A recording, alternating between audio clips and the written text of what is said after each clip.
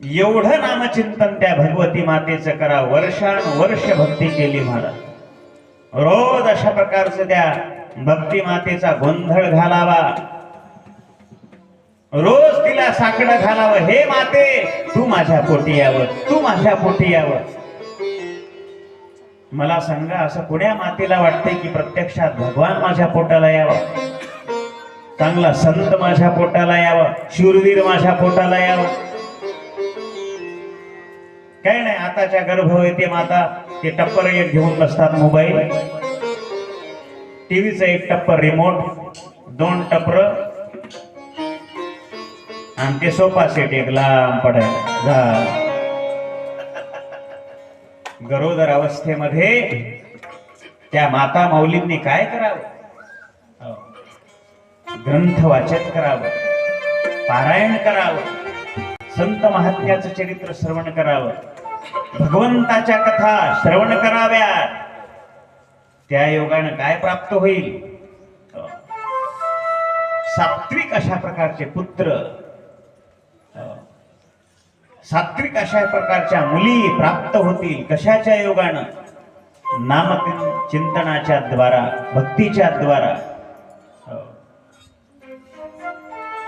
माझ्या जिजाऊ आई साहेबांनी गरोदर अवस्थेमध्ये रामायणाचं श्रवण करावं, शिवकथा श्रवण करावी, गीता भागवत ऐकावं, शूरवीरांचं चरित्र ऐकावं.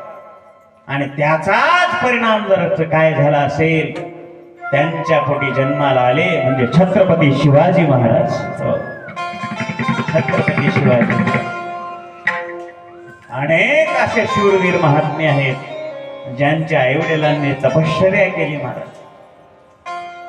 यांनीही अशा प्रकारचं अनुष्ठान मांडावं त्या भगवती मातेच्या पुढे आणि मातेला मागावं, माते, सुंदर अशा प्रकारची एक मुलगीच का मागावी?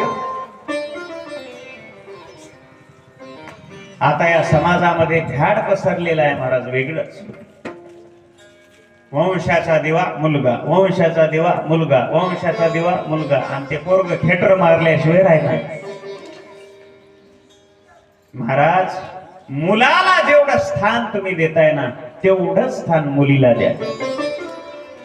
समभाव ठेवा, सारखा भाव ठेवा.